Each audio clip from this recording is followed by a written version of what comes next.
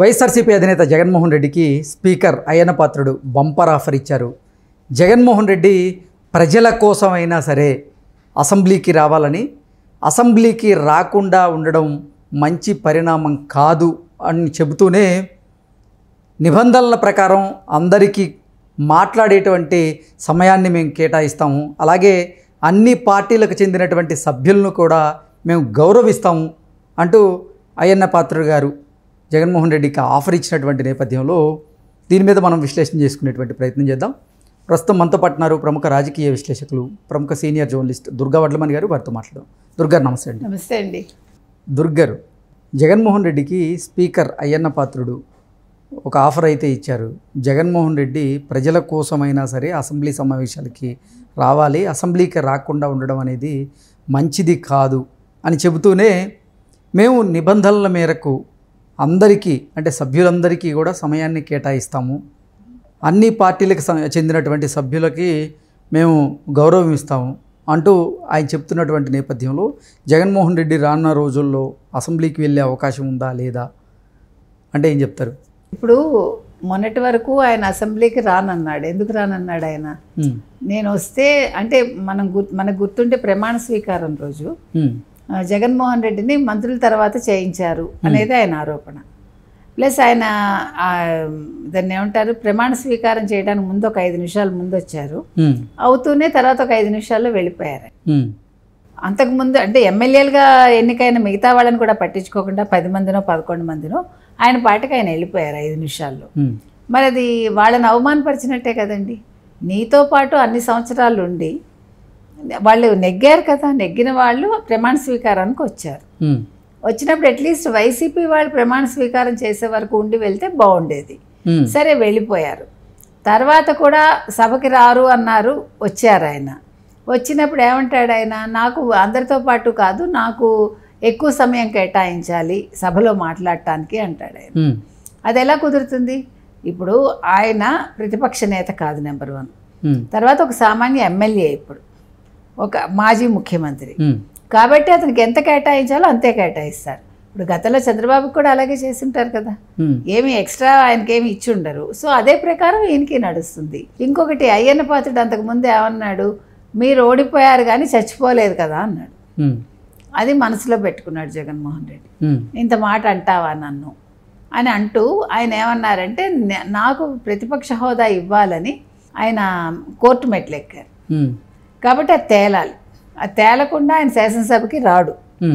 అది తేలటానికి టైం పడుతుంది, ఇంకా తీర్పు రాలేదు కదా.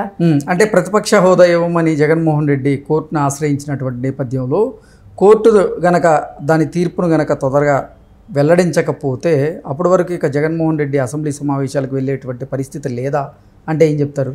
లేకపోవచ్చండి. ఎందుకంటే ఆయన క్లియర్ కట్గా నాకు ప్రతిపక్ష హోదా ఉంటేనే నేను వస్తాను, నేను ప్రజా సమస్యల మీద స్పందిస్తాను అన్నారు.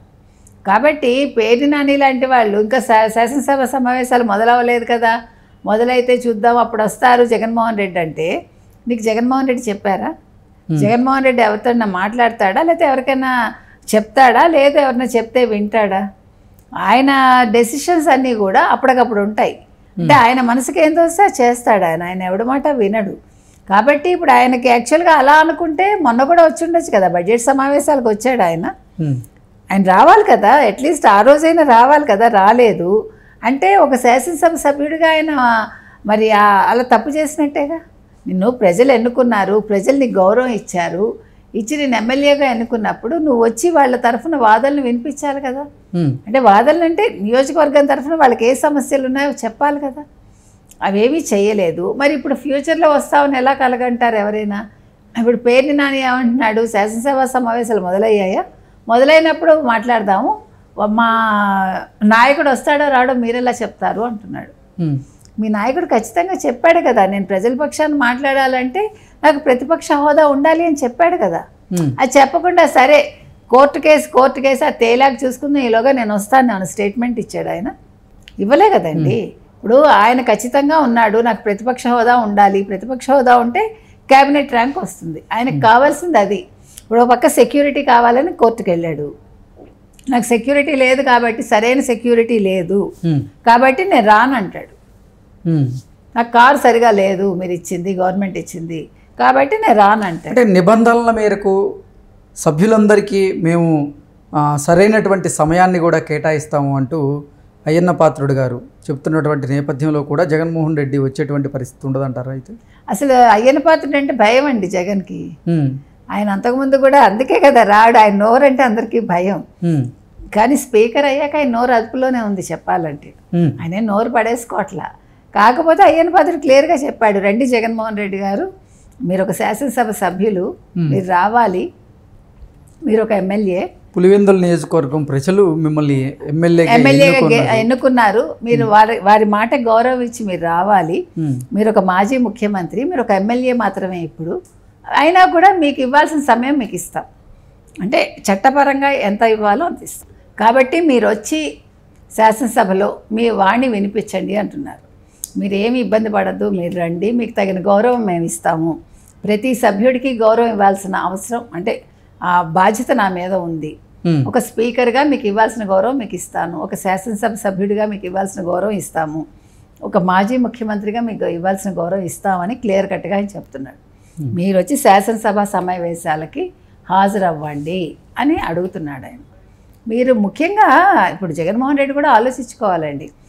వాళ్ళు పులివెందుల ప్రజలు ఆయన చెప్పినా చెప్పకపోయినా ఈయన మీద ఒక నమ్మకంతో ఒక బాధ్యతగా వాళ్ళు ఓటు వేసి గెలిపించినప్పుడు ఆయన వచ్చి నియోజకవర్గం గురించి మాట్లాడాలి, లోటుపాట్లు చర్చించాలి, ఏమున్నా కూడా అధికార పక్షాన్ని నిలదీయాలి. అతని బాధ్యత అది. బాధ్యత నుంచి తప్పించుకుంటానంటే ఎట్లా? కుదరదు కదా అది. అంటే నువ్వు రాజకీయాలకు పనికిరావనే కదా అర్థం. ఎవరైనా సరే, ఈయననే కాదు, ఇప్పుడు ఏదైనా ఒక ఇష్యూ అయ్యి మీరు రాకపోతే అది వేరు. ఇప్పుడు చిన్నపిల్లాడిలాగా అయ్యన్న పాత్రుడు స్పీకర్ అయ్యాడు కాబట్టి నేను రాను అంటే అది హాస్యాస్పదం కదండి.